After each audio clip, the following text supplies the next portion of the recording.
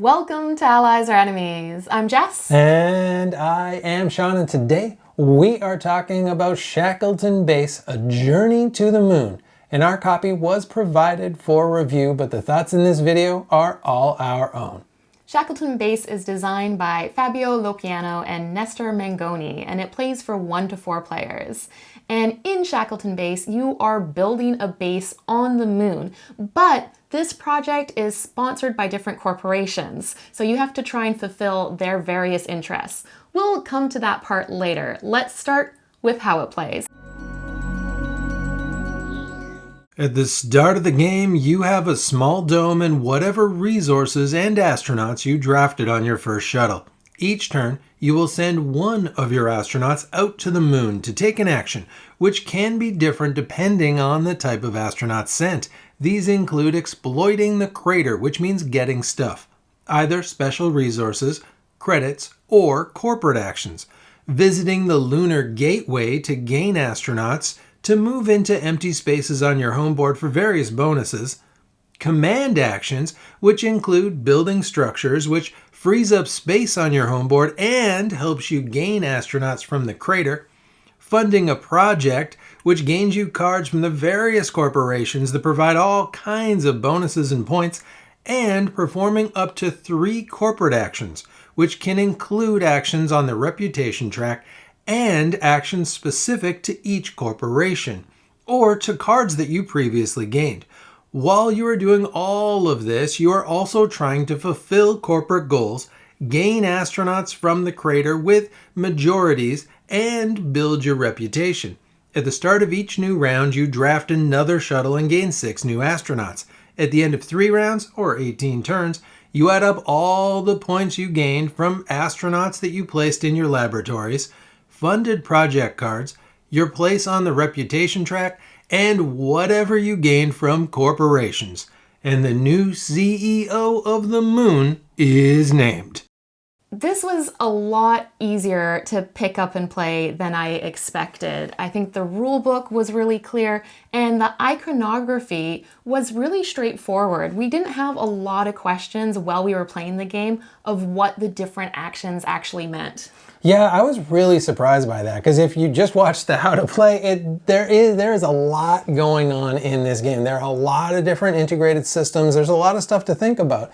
But you can look at that board and kind of, pick that up pretty quickly. And there are even like a lot of kind of subsections to each of those chunks as well, because in some of those places, each color can specifically do one thing. In other places, they can all do everything, but they're going to get different bonuses. Yeah, and so that makes drafting them at the beginning of the round really important.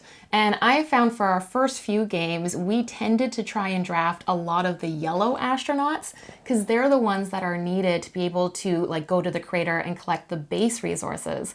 But as we played more games, we found different ways of being able to get those resources through reputation and other methods that meant we weren't relying on that as much. Also, there's an area control part, so you are definitely motivated to build those bases, because one of the key things is anytime you are collecting any resource from the crater, you don't have to pay if you have a base there. And then the other part of that as well is whoever has the majority in a section gets to collect the astronaut at the end, and being able to put those astronauts in your base can give you some really strong bonuses. Yeah, because everything that you collect is with an astronaut, so you're always placing those around the outside, and then there's just kind of like lines through the middle of the base. So they're always going to go to the strongest one, and if there's a tie, they're going to go to the closest one. So you really have to think about where you're building those buildings. Yeah, and we've found very different games where sometimes we've put a lot of investment in one row and there's a lot of competition for that row, and other times we're definitely more spread out. And the other big thing to think about are those corporations. So we barely touched on that in the how to play because there's a whole bunch going on with that, but that is going to be 3 of your core actions every single game. And so let's quickly kind of go through what some of those different ones are. With space robotics, you're gathering robots, and then you're using those robots to get bonuses. For selenium research, you're collecting different resources, and then you're trading in those resources for research projects. The moon mining company wants you to collect helium-3, and then you are going to be sending that back to Earth for, I'm not entirely sure what they want to use that for, but they're going to pay you handsomely to get it. To Mars is a company that is using the moon as a jumping off point to send a spaceship to Mars. They want you to put your buildings on that spaceship. And then it's a little bit of an area majority game to gather points. Evergreen Farms is all about collecting plants. Once you've collected enough plants, you can build greenhouses. So these are new buildings that go onto the moon crater. Artemis Tours is about moon tourism, and so you're building these different little tourist spots, which is the cards for Artemis Tours, and then you're getting these moon tourists to go visit these different spots for different bonuses, but you're going to lose all of them at the end of the round and have to regather them the next round. Skywatch is a company responsible for the defense of the moon. There is a giant asteroid coming, and so collectively, you all have to contribute to building the defense, like the giant laser that will stop the asteroid. If you don't build it in time, that asteroid is going to come down onto the moon crater and destroy whatever bases are near it. In terms of replayability, the corporations make the biggest difference. The game comes with 7 corporations, and each game you're only ever using 3 of them, and you can mix and match them.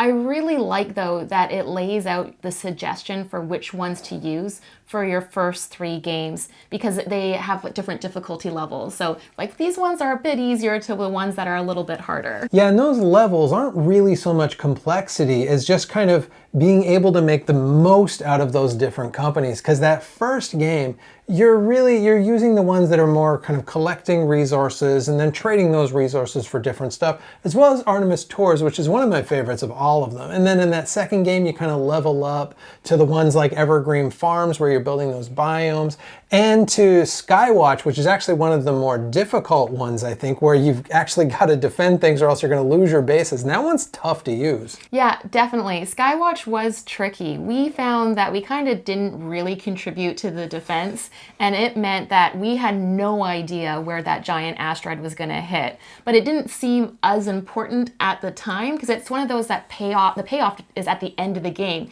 if your bases don't get wrecked. So it seems less valuable than the ones that have more immediate payoffs. Yeah, I found it was very valuable because my base was right, and it was like all my stuff right in the target of that laser. But it is a tough one, and I see why they don't use that in the first game, because it's not so much you're getting stuff as you're just avoiding negative points with that one. So it is one that it feels very different from some of the others. Same with To Mars, also feels quite a bit different, because you really want to put your bases out on the planet to get those majorities, but now you want to move those off of the planet for this kind of second layer of majority. So it's smart that those ones aren't in the earlier game, because you're just not going to think about those things, and you really do kind of need to learn that like baseline game to start things off.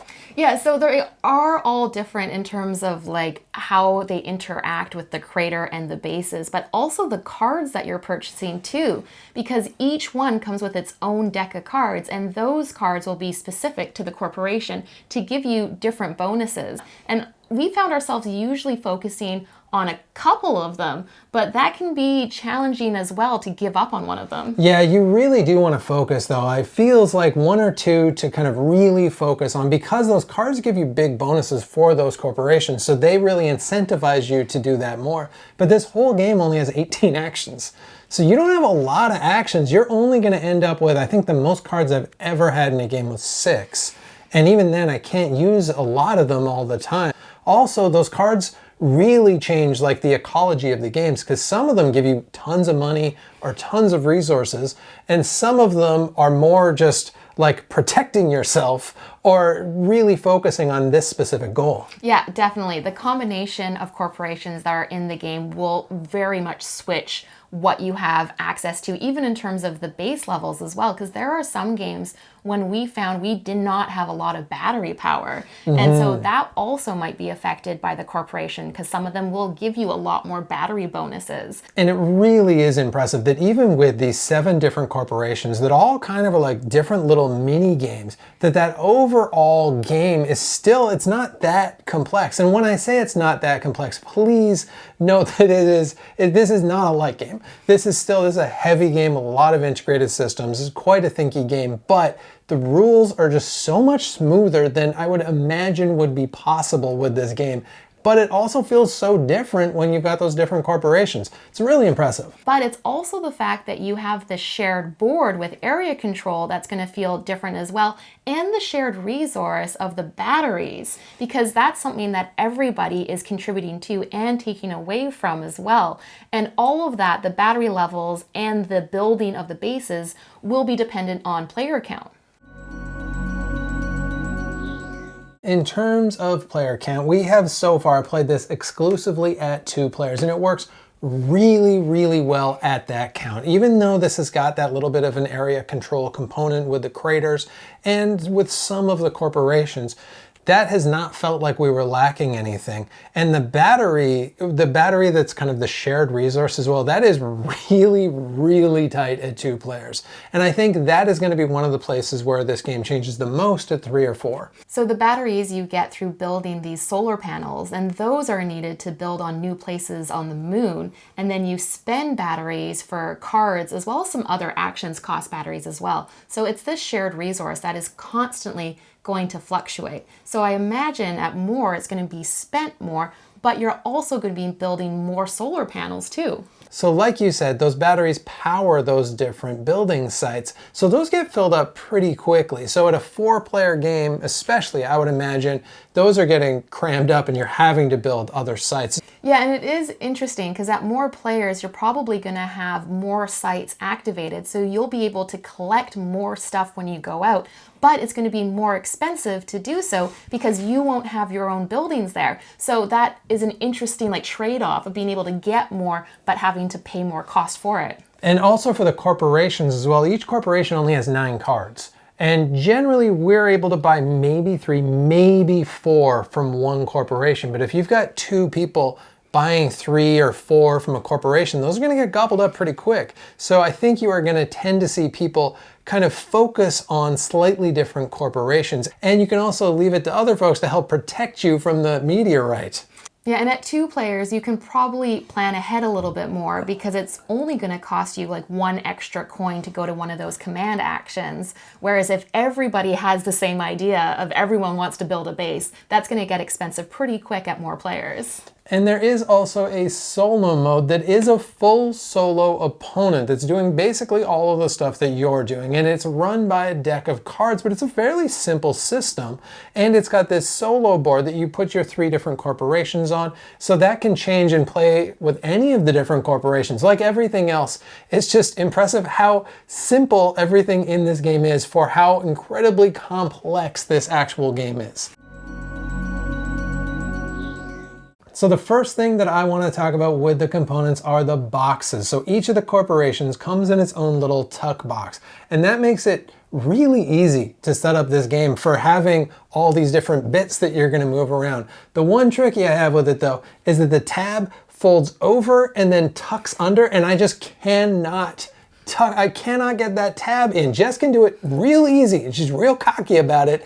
I cannot do it at all.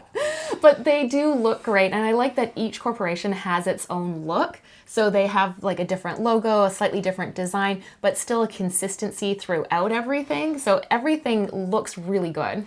Yeah, it is still kind of Euro board gamey. So note that you're not going to get these super flashy, fancy corporations. Everything is first of all about the functionality of it. So the boards aren't the flashiest thing ever, but they definitely do have their own personality. And the player boards are dual layered, which is very nice, so everything fits in nicely. The main board, we've mentioned this before, but the iconography is all really clear. It is the moon you're building, so it's not super flashy, but it does look like the moon. Yeah, there's only so much one can do really to pretty up the moon, and I think the other really great component here are the people. So the astronauts all have their different color suits, and they all have their jobs on their tummies like space Teletubbies, but that makes them really easy to tell apart. And I love the astronauts with the Artemis tours as well. Those are great. I think one of the best components. Yeah, those are my favorite. The Captain America astronauts. I really enjoy those. But other than just where those tuck boxes tab into the bottom. I don't really have any big complaints about this game. No, I don't think so. I like that it put functionality ahead of everything, but it still, I think, looks good and does the trick. So on to final thoughts. Who do we think this is for? So this is obviously, we keep saying that it plays very smoothly, and it does. For how complex it is, how many moving parts there is, this is a very smooth experience. But this is a heavy-ish game. So this is very much for people who enjoy heavy Euro games that have a lot of integrated systems. This is for people who enjoy games about science, games about the moon. It's got that really cool push-pull story about you are building the moon and you are scientists building the moon, but you've got these corporate pressures that you have to fulfill. And even though it doesn't like go too hard on kind of the politics and stuff of that, I find that really interesting that that is kind of below the surface. Yeah, so if you want a game that you can play lots of times and feel different, this definitely does that because of those corporations. I would say this is also for gamers that like a little bit of interaction because there is the area control and resources are really tight. So you won't be able to do everything you want to. Things will be tight. You'll have to make do with like plan B or plan C sometimes. So you've got to be okay with that. Yeah, and you've also got to know you've only got 18 turns to do all of that. And often there's going to be games where 2 or 3 of those turns are just kind of, managing to get those few resources you really need, or fighting to push that battery up the track so you can do that thing that you want, even though Jess is going to steal your battery and do the thing she wants before you can do it. But there is going to be a little bit of that frustration sometimes, but I think that frustration is also part of kind of the rewarding nature of the puzzle of this game too. But the asymmetry, how they've got the asymmetry built into the actual like action spaces and how different those are, that is really going to be the thing I think that grabs a lot of people. For us, this is one that really hit a sweet spot. It's a Euro game, a resource control, really tight, really thinky, with tons of asymmetry. And also that science theme and space theme, that really reached out to us. And I think there's so much in this that when I heard about it, I thought, I'm gonna like that. And then we played it and it exceeded my expectations. I think this is a heck of a good game. And that is it. That is Shackleton Base, A Journey to the Moon. Have you played it? Have you played other space games that have really grabbed you? This feels like the year for space games. Please let us know in the comments what space games you recommend. And as usual, please like, subscribe, and hopefully we'll see you next time for another game.